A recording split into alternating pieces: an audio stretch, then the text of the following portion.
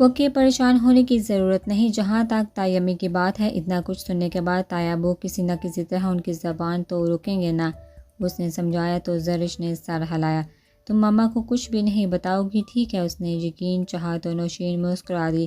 ویسے ماما بھی تمہاری خاموشی پر پریشان ہو رہی تھی، اس نے بتایا۔ اچھا چلو وہ لان میں ٹہلتے اور باتیں بھی کرتے ہیں۔ نوشین اس کا ہاتھ تھام کر کھڑی ہوئی تو وہ بھی اٹھ گئی۔ دونوں لان میں ٹہل رہی تھی جب گاڑی کے ہارن پر چونکی، یہ تو سمیان بائی کی گاڑی ہے۔ نوشین آواز پہچان کر پلٹی، وہ بھی دیکھنے لگی۔ چوکیدار نے گیٹ کھول دیا۔ سمیان احمد گاڑی اندر لا کر کھڑی کی۔ سمیان احمد کے ساتھ علی اور فرح بھی تھی۔ زرش حیران سی انہیں دیکھ رہی تھی۔ اس دن اسے سب سے زیادہ تکلیف سمیان احمد کے الفاظ سے ہوئی تھی، کس طرح انہوں نے اسے ڈانٹ دیا تھا۔ اور اب السلام علیکم، وہ تینوں قریب چلے آئے۔ فرح نوشین کے گلے لگی۔ زرش خاموش رہی۔ وعلیکم السلام، آپ تینوں خیریت سے ہیں؟ نوشین کو بھی حیرت ہو رہی تھی۔ آج ہمارا باہر ڈنر کا پروگرام تھا، سمیان بائی ہمیں ڈنر کرا رہے ہیں، تم لوگوں کو بھی ہمارے ساتھ چلنا ہے۔ فرح نے مسکرا کر سمیان احمد اور پھر زرش کی طرف دیکھا، کہا تو زرش نے چہرے پر سنجیدگی ظاہر کرتے ہوئے رخ موڑ لیا۔ علی اور فرح سے تو وہ ناراض نہیں تھی، مگر وہ سمیان احمد کو ان کے الفاظ کی تلخی کا احساس تو دلا سکتی تھی۔ سمیان احمد نے بغور دیکھا سادہ گھریلو حلیے میں بھی وہ نظر کو حیران کر رہی تھی۔ انہوں نے اس کے سنجیدہ چہرے پر اپنی پرجوش نظر ٹکا دی۔ ہفا سنجیدہ چہرہ کتنا اپنا اپنا لگ رہا تھا۔ انہیں اپنے الفاظ کی تلخی کا شدت سے اندازہ تھا، اسی لیے تو اس نے پروگرام بنایا تھا۔ زبردست، بڑے عرصے بعد سمیان بائی ہمیں کوئی ایسی بات پرہیزی کروا رہے ہیں۔ نوشین ایک دم پرجوش ہوگی۔ زرش پھر بھی خاموش رہی۔ چلو تم دونوں تیار ہو جاؤ، اتنی دیر میں ذرا چچی جان سے مل لوں۔ انہوں نے زرش کی ہفا چہرے پر نظر ہٹا کر کہا اور اندر کی طرف قدم بڑھائے۔ میں نہیں جا رہی، میرے سر میں بہت درد ہو رہا ہے، تم لوگ نوشین کو لے جاؤ۔ سمیان احمد دعوت کرے اور زرش انکار کرے ناممکن تھا، لیکن اس وقت بہت سنجیدگی سے وہ فرح اور علی کو انکار کر رہی تھی۔ سمیان احمد کے اندر کی طرف بڑھتے قدم رک کے کیوں؟ فوراً پلٹ کر پوچھا۔ کہا ہے نا میرے سر میں درد ہو رہا ہے، اس نے ناراضگی سے کہا۔ سمیان احمد نے ایک خاموش نظر ڈالی۔ تیار ہو جاؤ، میں چچی جان سے بات کر کے آتا ہوں تو پھر تمہارے درد سر کا بھی علاج کرتا ہوں۔ فرح اور نوشین کو اسے تیار کرنے کا اشارہ کر کے وہ اندر چلے گئے۔ مجھے نہیں جانا، زرش نے پاؤں بٹھائے۔ کیوں؟ تینوں بولے۔ اس نے ہفکی سے سب کو دیکھا۔ سب کہے بس کہہ دیا ہے نا کہ نہیں جانا تو پھر نہیں جانا۔ وہ پاؤں پٹھا کر اپنے کمرے میں چلی آئی۔ فرح اور نوشین بھی پیچھے ہی چلی آئی۔ کیا ہے؟ سمیان بھائی اتنے عرصے بعد ٹریٹ دے رہے ہیں، ہم سی سائڈ پر جائیں گے اور وہیں ڈنر بھی کریں گے۔ فرح نے اسے راضی کرنا چاہا مگر وہ کشن گود میں رکھ کر بیٹھ گئی۔ نوشین اسے اٹھاؤ اور باتھ روم میں بھیجو، میں اس کے کپڑے نکالتی ہوں۔ فرح نے اسے یوں ہی جمے دیکھا۔ نوشین سے کہا یار کیا ہے، دل نہیں چاہ رہا؟ زبردستی ہے کیا؟ بس نہیں جا رہی میں کہیں۔ نوشین نے اسے بازو سے پکڑ کر باتھ روم کی طرف دھکیلا تو وہ احتجاجاً چلائی، جلدی سے کپڑے چینج کر کے باہر آؤ ورنہ ہم اس سے زیادہ برا کریں گے۔ فرح نے اس کے وارڈروب سے گرے جدید سٹائلش قسم کا سوٹ نکال کر اس کے ہاتھ میں تھمایا۔ زرش ہونہار نظروں سے اسے گھورے گئی۔ چلو جلدی کرو، میں نے بھی تیار ہونا ہے، تم جلدی سے باہر نکلو، اتنی دیر میں بھی تیار ہو کر آتی ہوں، تب تک سمیان بائی کے بعد ماما کے ساتھ مذاکرات ہو جائیں گے۔ باتھ روم کا دروازہ کھول کے اسے اندر دھکیل کر نوشین نے حد ہی کر دی تھی۔ وہ کلستی ہوئی سمجھ گئی آج اس کا کوئی بھی حربہ کام آنے والا نہیں، سوائے اس کے کہ وہ اس وقت خاموشی سے ان کی بات مان لے۔ وہ فرح کے زبردستی کرنے پر تیار ہو کر باہر نکلی تو سمیان احمد علی اور ماما کے ساتھ خوش گپوں میں مصروف تھے۔ نوشین بھی لباس بدل کر آ گئی تھی۔ سمیان احمد نے ایک خاص نظر ڈالی تو وہ شکایتی نگاہ ڈال کر منہ پھیر گئی۔ اس نے پکا ارادہ کر لیا تھا ان سے ناراض رہنا کہ اسی لیے خاموش کری رہی۔ اچھا چچی امی اب ہم چلتے ہیں، ہو سکتا ہے واپسی میں تاخیر ہو جائے، میں خود دونوں کو پہلے یہاں چھوڑ دوں گا۔ سمیان احمد نے کھڑے ہوتے ہوئے کہا۔ ماما مسکرا دی۔ سمیان احمد کی ذمہ دار طبیعت سے وہ بخوبی آگاہ تھی، اسی لیے سمیان احمد کی صرف ایک دفعہ کہنے پر فوراً راضی ہوگی۔ جب وہ لوگ سی سائڈ پر پہنچے تو سورج غروب ہونے والا تھا۔ ڈوبتے سورج کا عکس سمندر میں بہت دلکش لگ رہا تھا۔ ایک لمحے کو یوں محسوس ہوا کہ جیسے سمندر میں آگ لگ گئی ہو۔ وہ سب ہلا گلا اور چٹکلے چھوڑ رہے تھے۔ زرش کا موڈ سمندر کو دیکھا ایک دم معتدل ہو گیا۔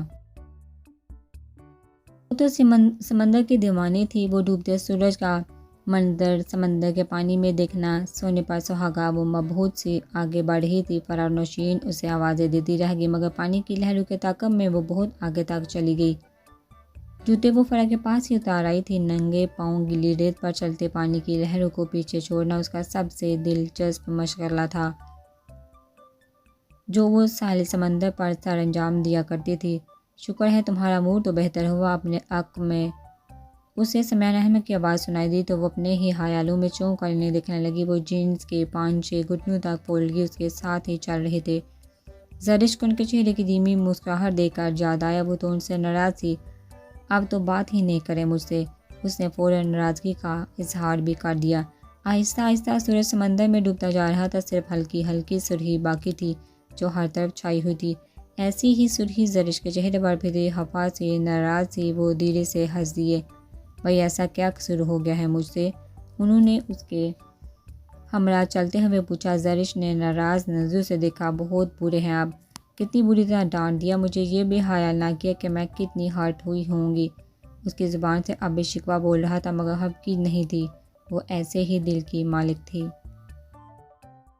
صاف شفاف کھڑی سی سمیان احمد نے دھیرے سے اس کا ہاتھ تھام لیا۔ زرش ایک پل کو ٹھہری، مگر جس اپنائیت سے سمیان احمد نے اس کا ہاتھ تھام کر اسے سہلایا، زرش کے ساری حبگی اڑنچو ہو گئی۔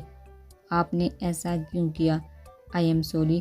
یقین کرو میرا مقصد تمہاری تذلیل کرنا نہیں تھا، بلکہ اس تکلیف کو کم کرنا تھا جو امی کے الفاظ سے تم میں پہنچی تھی۔ اس نے اپنے برے رویے کی وضاحت کر دی اور زرش بی بی کا دل ایک ذرا سی وضاحت سے کھل اٹھا۔ مجھے قطعاً پرواہ نہیں تھا امی کچھ بھی کہتی، وہ ہماری بڑی ہیں۔ اس وقت ان کے الفاظ برے تھے، بعد میں نے سوچا تو احساس ہوا کہ تحریر سے پیش تو میں بھی آئی تھی۔ وہ تو ہماری بڑی ہیں، کچھ بھی کہہ سکتی ہیں، مجھے خود پر کنٹرول کرنا چاہیے تھا۔ اس نے آرام سے اپنی غلطی مان لی۔ سمیان احمد مسکرا دیا۔ سورج مکمل طور پر غروب ہو چکا تھا، ماحول میں ہلکا ہلکا اندھیرا پھیل رہا تھا۔ مجھے تمہاری یہی خوبی متاثر کرتی ہے، تم کسی بات کو انا کا مسئلہ نہیں بناتی ہو، فوراً اپنی غلطی مان کر ایکسکیوز کر لیتی ہو۔ اس کے لہجے میں فخر تھا۔ زرش ہنس دی۔ اتنی تعریف بھی مت کریں، آئندہ آپ نے مجھے کبھی ڈانٹا تو میں سنجیدگی کے ساتھ خفا ہو جاؤں گی۔ اس نے انگلی اٹھا کر تنبیہ کی۔ اس کی بات پر اس نے بے ساختہ ایک قہقہ لگایا۔ اوکے ڈیئر، چلو اس خوشی میں، بلکہ ناراضگی دور کرنے کی خوشی میں یہ اپنا تحفہ قبول کرو۔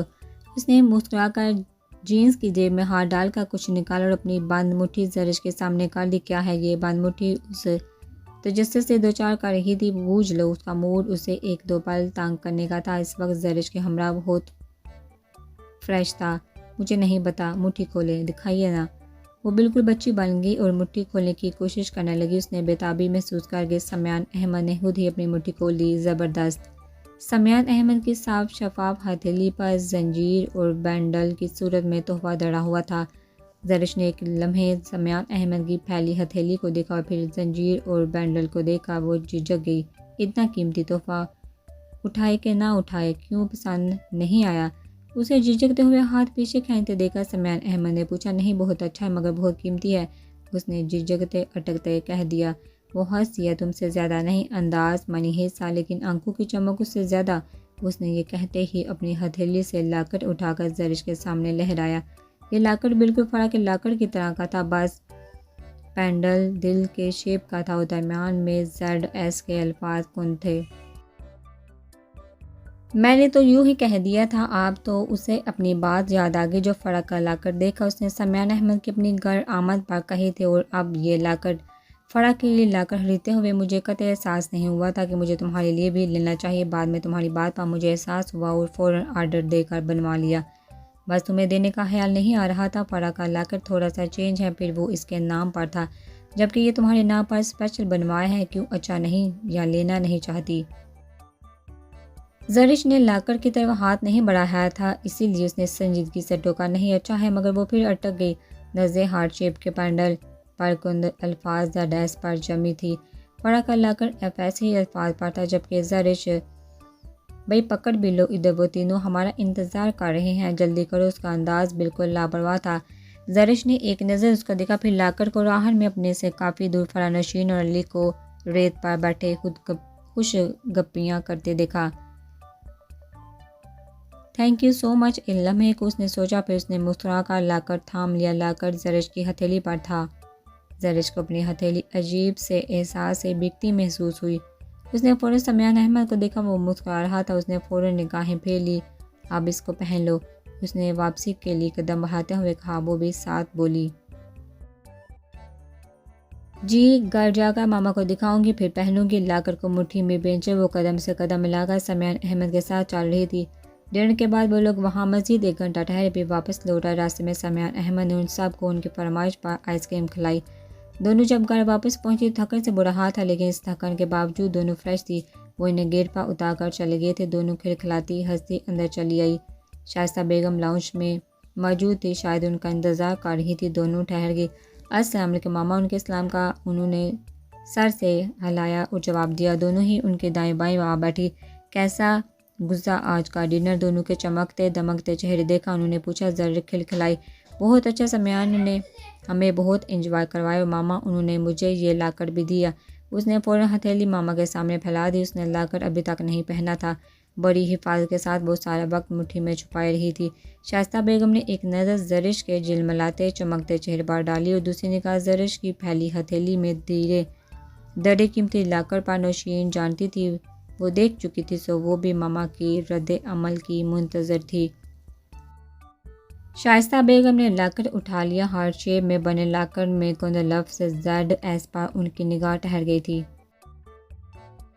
پتہ ہے ماما، ایسا ہی لاکر سمیان بائی نے فرا کو لا کر دیا تھا، مجھے پسند آیا تھا تو میں نے یوں ہی ذکر کر دیا، مجھے نہیں پتا تھا کہ وہ واقعی مجھے بھی لا کر دے دیں گے۔ شائستہ بیگم نے بغور بیٹی کا چہرہ دیکھا۔ سچ صرف اس کے ہونٹوں پر ہی نہیں، آنکھوں میں بھی تھا۔ یہ سمیان احمد کس راستے پر چل نکلا؟ ZS کے حروف پر انگلیاں پھیرتے وہ دل ہی دل میں دکھی سی ہوگی۔ اچھا ہے نا ماما، میں تو لیتے ہوئے جھجک رہی تھی، اتنا قیمتی تحفہ کہ پتہ نہیں آپ راضی بھی ہوں گی کہ نہیں۔ سمیان بھائی نے کہا بھی تھا کہ پہن لو، مگر میں نے آپ کی اجازت کے بغیر نہیں پہنا۔ اگر آپ اجازت دیں گی تو پہنوں گی، ورنہ انہیں واپس کر دوں گی، بھلے وہ ناراض ہوں۔ شائستہ بیگم نے ایک اطمینان کی سانس کھینچی۔ ان کی بیٹی کا دامن ہی نہیں دل بھی صاف تھا، یہ سوچ کر ان کے اندر طمانینت کی لہر سرایت کر گئی۔ بہت پیارا ہے، پہن لو۔ سمیان نے اتنی محبت اور خلوص سے دیا ہے، تحفوں کی قدر کرنی چاہیے۔ انہوں نے اس قدر اطمینان سے جواب دیا کہ زرش ایک دم ہوش ہو گئی۔ تھینک یو ماما، تھینک یو سو مچ، ورنہ مجھے تو لیتے ہوئے ڈر لگ رہا تھا کہیں آپ ناراض نہ ہو جائیں، اتنا قیمتی جو ہے۔ شائستہ بیگم نے زنجیر کا لاک کھولا اور زرش کے ایک دم ہاتھ سے اپنے بال سمیٹے، آپ خود پہنائیں۔ اتنا اعتماد تھا زرش کی آواز اور لہجے میں، ایسا ہی اعتماد شائستہ بیگم کے دل میں بھی ہر سو روشنیاں بکھیر رہا تھا۔ انہوں نے زرش کے گلے میں لا کر پہنا کر اس کی پیشانی چومی۔ مجھے اچھا لگا ہے تم نے میری ناراضگی یا اعتراض کو اہمیت دی۔ تمہاری سمیان احمد پر مجھے بھروسہ اعتماد ہے، مگر مجھے تمہاری معصومیت سے ڈر لگتا ہے۔ بس کوشش کرنا ایسا ہی اعتماد میں ہمیشہ تم پر کروں۔ خاندان والے کچھ بھی کہیں، تم دونوں میرے دل کے ٹکڑے ہو، بس میرا اعتماد کبھی نہ توڑنا، انہوں نے دھیمے سے نصیحت کی تھی۔ زرش کچھ نہیں سمجھی تھی، بس یہ کہ ماما اس پر اور سمیان احمد پر اعتماد کرتی ہیں۔ پرامس ماما، آپ کی زرش آپ کا اعتماد ہمیشہ برقرار رکھے گی۔ ان کی جذباتی نصیحت پر وہ بھی جذباتی ہوگی۔ انہوں نے مسکرا کر زرش کا رخسار تھپتھپایا، اٹھ کر کھڑی ہوگی۔ ماما پاپا سو گئے ہیں؟ سعود احمد کو جلدی سونے کی عادت تھی۔ گھر آتے ہی کھانا کھا کر کچھ وقت بچیوں کے ساتھ گزار کر وہ فوراً چلے جاتے تھے۔ نوشین کے پوچھنے پر انہوں نے سر ہلایا۔ ہاں، میں بھی سونے جا رہی ہوں، تم دونوں بھی تھک گئی ہوگی، اس لیے آرام سے اپنے کمرے میں جا کر سو جاؤ، ماما نے جانے سے پہلے تاکید کی۔ نوشین، تمہاری لاکر پسند آیا ہے نا؟ زنجیر انگلی پر لپیٹتے زرش نے پوچھا تو وہ سر ہلا کر کھڑی ہوگی۔ میں تو سونے جا رہی ہوں، واقعی بہت تھکن ہو گئی ہے۔ ویسے آج انجوائے بھی کتنا کیا ہے، کتنے عرصے بعد یوں ہم مل کر کہیں باہر گئے تھے، یوں واقعی بہت مزہ آیا۔ جاتے ہوئے مجھے سمیان بائی پر جتنا بھی غصہ تھا وہاں جا کر سارا ختم ہو گیا۔ وہ کتنے اچھے ہیں، میری چھوٹی چھوٹی بات کو کتنی اہمیت دیتے ہیں۔ نوشین مسکرا دی۔ امی کی مبہم سی باتیں نوشین کو بہت کچھ سمجھانے کو کافی تھی، جبکہ زرش ہو سکتا ہے تم ان کے لیے واقعی بہت اہم ہو۔ نوشین نے چہرہ زرش مطلب سمجھے بغیر ہنس دی۔ واقعی وہ تو میں ہوں، وہ فہرومان سے اتر آئی۔ نوشین نے مزید کچھ کہنے کے لیے لب کھولے مگر پھر کچھ سوچ کا سر جھٹکی، تم تو شاید لاکر کی خوشی میں رات بھر نہ سو، مگر مجھے نیند آ رہی ہے۔ اوکے شبہ ہے۔ وہ ہاتھ ہلاتے ہوئے چلے گی۔ کمرے میں آ کر آئینے کے سامنے کھڑے ہو کر زرش نے لاکر کو دیکھا۔ خوبصورت سراہی دار گردن میں گولڈن زنجیر میں جھولتا پینڈل اور اس میں کند لفظ۔ زرش نے بہت نرمی سے اپنے نام پر انگلی پھیری۔ زرش سعود احمد۔ اس نے ZS کا مطلب نکالا تھا۔ سمیان بھائی بھی کتنے اچھے ہیں، فرح تو ان کی سگی بہن ہے مگر مجھے بھی اس سے کم نہیں سمجھتے۔ تائی امی کچھ بھی کہیں، میرے تو وہ سگے بھائی ہیں نا، بے پناہ طمانینت سے سوچتے اس نے پینڈل مٹھی میں دبا لیا۔ ہتھیلی نرم سے احساس سے بھیگ اٹھی اور یہی احساس ہاتھ سے ہوتا ہوا رگوں پہ میں اندر تک سریت کرتا چلا گیا، جس کا شاید کوئی نام نہیں تھا۔ شارق زمان 3 دن بعد اپنے آفس آیا تھا۔ طبیعت تو ایک دن میں ہی سنبھل گئی تھی، لیکن ڈاکٹر کی ہدایت پر وہ بامشکل 2 دن ہی آرام کر پایا۔ دفتر میں کئی کام تھے جو اس کے منتظر تھے۔ سارا دن وہ بہت مصروف رہا۔ لنچ ٹائم کے وقت اسے تھوڑی سی فرصت ملی۔ امر نے گھر سے کھانا بھجوایا تھا۔ وہ کھانا کھا رہا تھا جب نماز کی کال آئی۔ خیریت یار؟ سلام دعا کے فوراً بعد وہ اصل موضوع کی جانب آ گیا۔ بالکل، ہماری طرف تو بالکل خیریت ہے، البتہ تمہاری خیریت نیک مطلوب ہے۔ نواز نے چہرہ شارق فوراً الرٹ ہو گیا۔ کیا مطلب؟ مطلب یہ میری جان کہ آج بڑی اماں کی کال آئی تھی اور انہوں نے تمہارے متعلق تفتیشی رپورٹ مجھے ریکارڈ کروائی ہے۔ غیر سنجیدہ انداز تھا۔ شارق کچھ نہ سمجھ پایا۔ تم سنسر پالیسی چھوڑ کر آرام سے بکواس نہیں کر سکتے؟ شارق نے ٹوک دیا۔ نواز نے جاندار کہکا لگایا۔ خود چاہے جتنی مرضی سینسرشپ اپناؤ، ہم پر پابندی بکو مت۔ جو کچھ بھی کہنا ہے صاف کہو، میرے پاس اتنا فالتو وقت نہیں ہے۔ گلاس دبو سے لگاتے اس نے دھمکی دی۔ صاف بات یہ ہے کہ آج بڑی اماں نے کال کر کے تم سے متعلق انفارمیشن چاہی تھی۔ کیسی انفارمیشن؟ لنچ باکس بند کرتے اسے ہاتھ سے ایک طرف رکھ کر وہ وہیں اپنے آفس میں ایک سائڈ پر رکھے صوفے میں سے ایک پر ٹانگیں سیدھی کر کے آرام سے نیم دراز ہوا۔ یہ تم کیا کرتے ہو؟ کہاں آتے جاتے ہو؟ کس قسم کی دوست بنا رکھے ہو؟ ان دوستوں میں لڑکیوں کی تعداد کتنی ہے؟ وغیرہ وغیرہ۔ نواز ابھی بھی غیر سنجیدہ تھا۔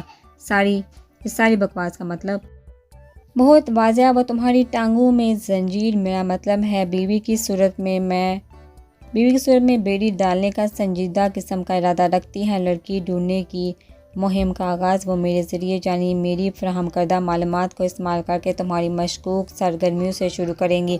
شارق زمان پر نواز کی ساری لعنت ترانیوں کا مقصد اچھی طرح واضح ہو گیا تھا۔ لعنت ہو تم پر۔ جواب میں تم نے کیا کہا؟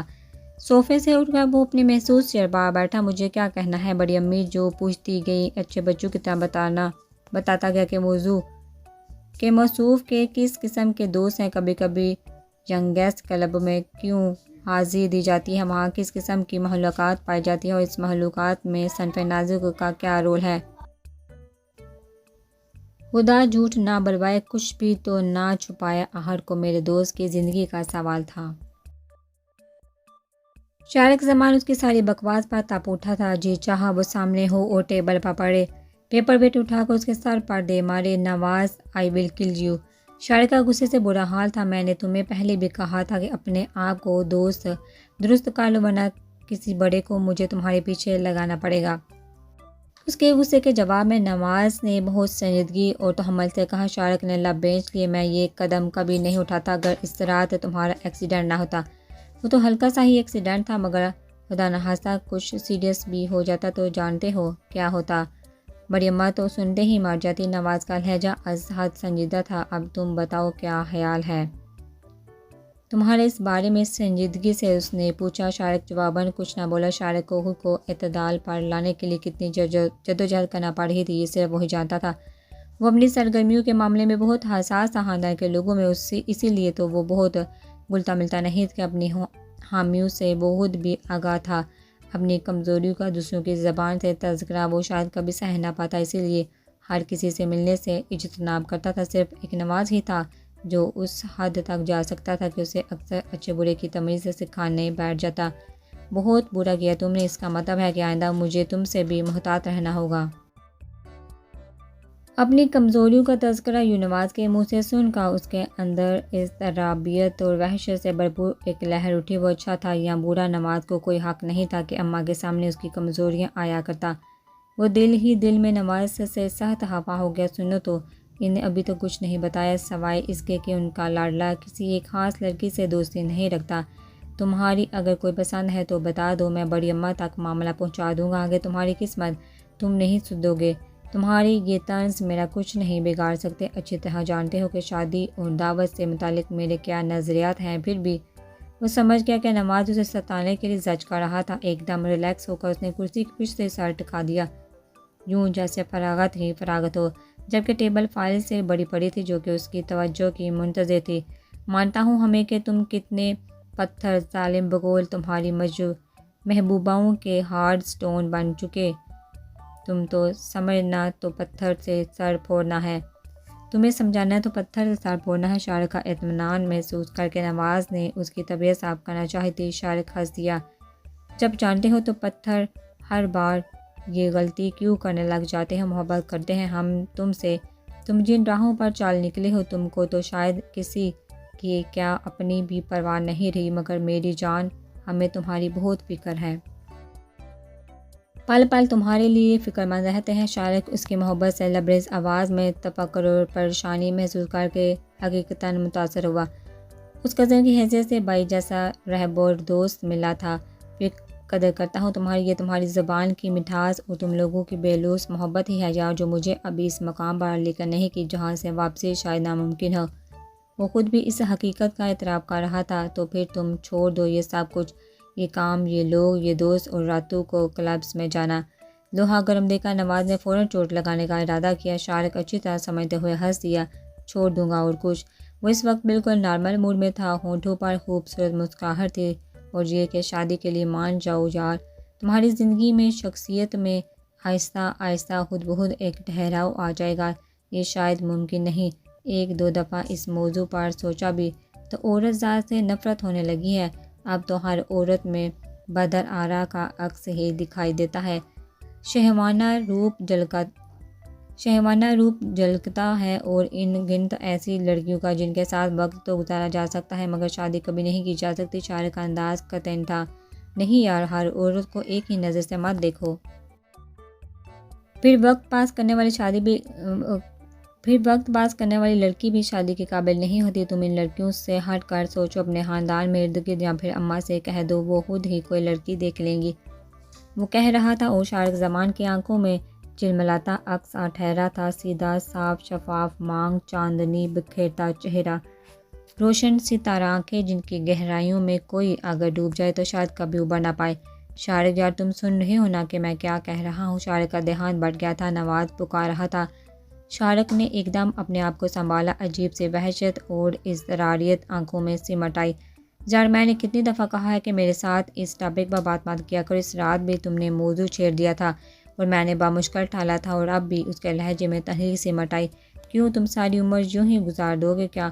اپنا نہیں تو بڑی اماں کا ہی خیال کرو، انہیں کس جرم کی سزا دے رہے ہو؟ ان کی امیدوں کا واحد مرکز تم ہی ہو۔ تمہارا جو رویہ ہے، جو اطوار تم نے اپنائے ہوئے ہیں، وہ انہیں مار دینے کے لیے کافی ہے۔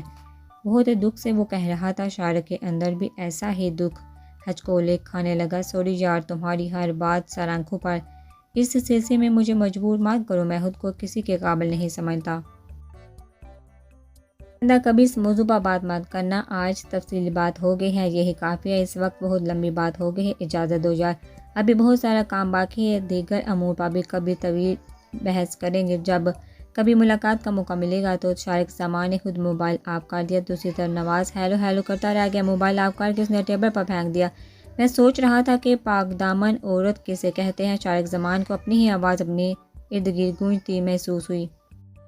مطلب الجھی حیرت سے بھرپور آواز تھی، خوبصورت آنکھوں میں سے جھانکتی حیرت۔ کسی بھی انسان کا ایمان ڈگمگانے کے لیے کافی تھی، اور وہ بھی ڈگمگا گیا تھا۔ صرف دل ہی نہیں، ایمان بھی ڈگمگایا تھا۔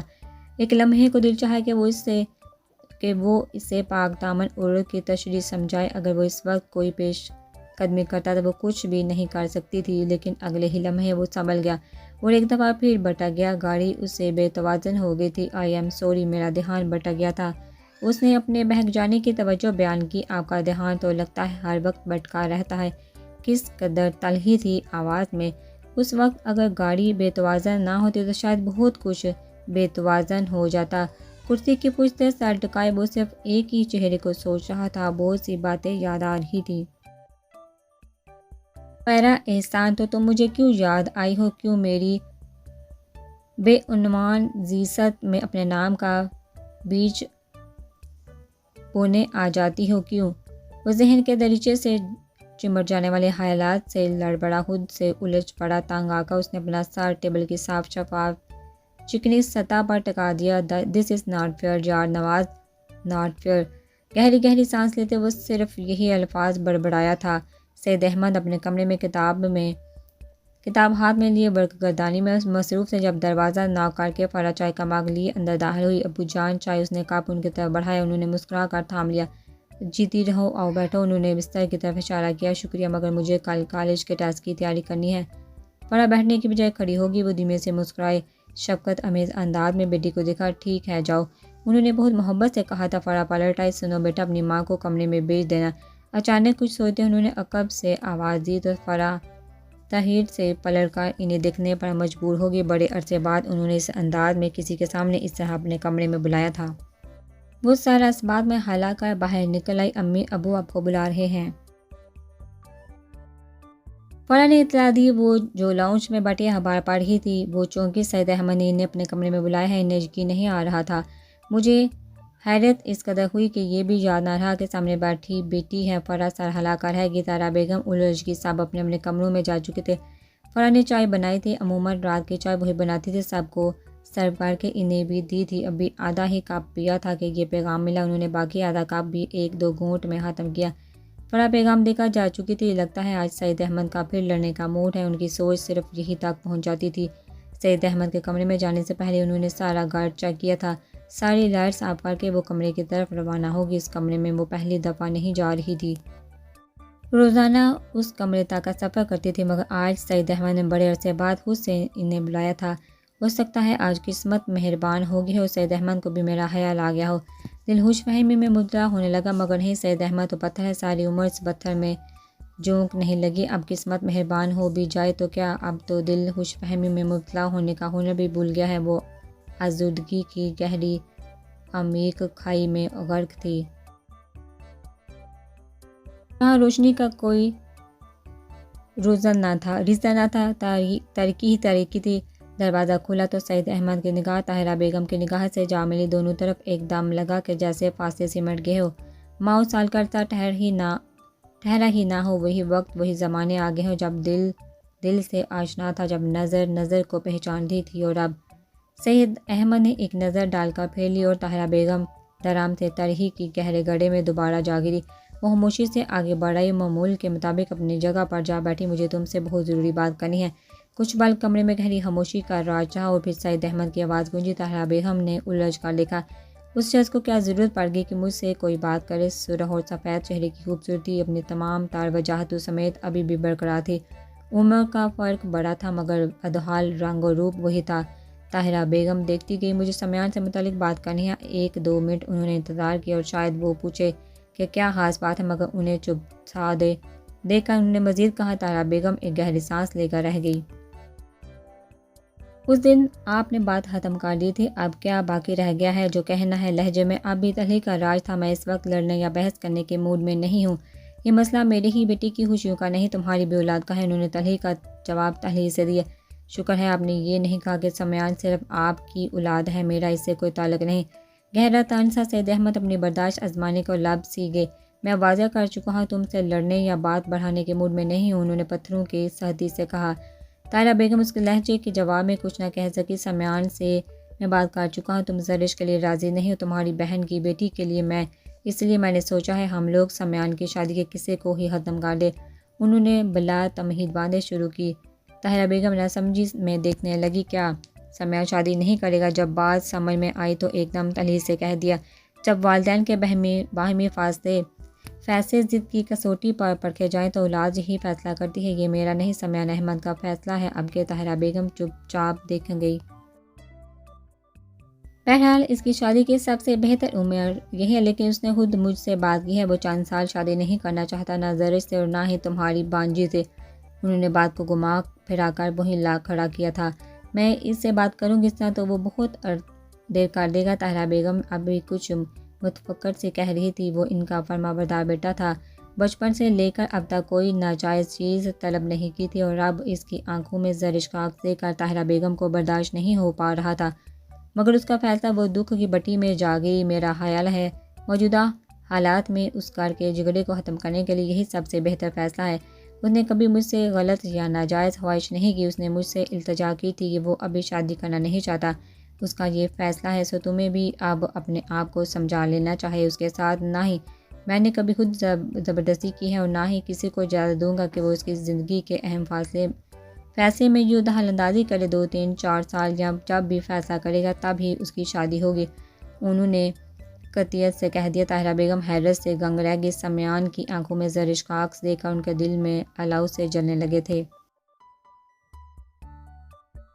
لیکن انہوں نے تو صرف قیصر ابا کے کہنے پر فوزیہ کا نام لیا تھا، ورنہ کہاں فوزیہ کہاں ان کا۔ سمیان صرف زرش کی ضد میں وہ اپنی ضد پر اڑی ہوئی تھی، اب اس کے فیصلے نے گویا ساری بساط ہی الٹ دی۔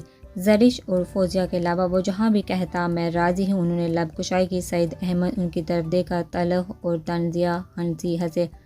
آپ کو اس کی شادی کے لیے فکر مند ہونے کی ضرورت نہیں، وہ شادی نہیں کرنا چاہتا، زرش اور فوزیہ کے علاوہ بھی کسی سے نہیں۔ انہوں نے طاہرہ بیگم کو سلگانے کے لیے اپنے پاس سے اضافہ کیا تھا۔ طاہرہ بیگم دگ سے رہ گئی۔ میں اس سے بات کروں گی۔ اس وقت سعید احمد سے الجھنے کی بجائے سمیان احمد کا فیصلہ زیادہ قابل غور تھا۔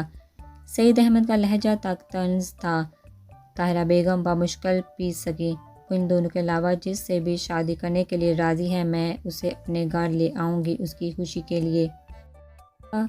سعید احمد حیثیت طاہرہ بیگم کا وجود پانی پانی ہونے لگا۔ طاہرہ بیگم پہلے آپ یہ یقین تو کر لیں کہ یہ گھر کس کا ہے، پھر اپنے گھر کا دعویٰ کیجیے گا۔